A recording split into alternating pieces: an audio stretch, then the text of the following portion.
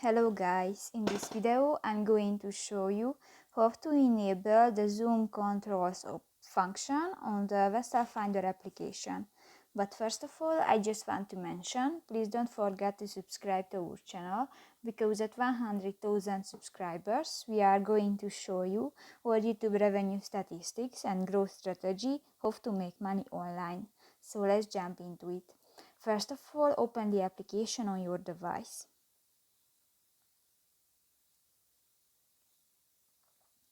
Go to the settings button at the upper right corner of the screen.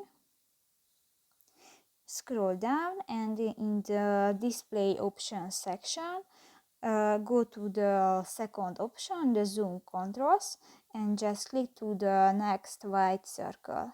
And the zoom controls is enabled. So that's pretty much it for this video, guys. See you in the next one. Bye bye.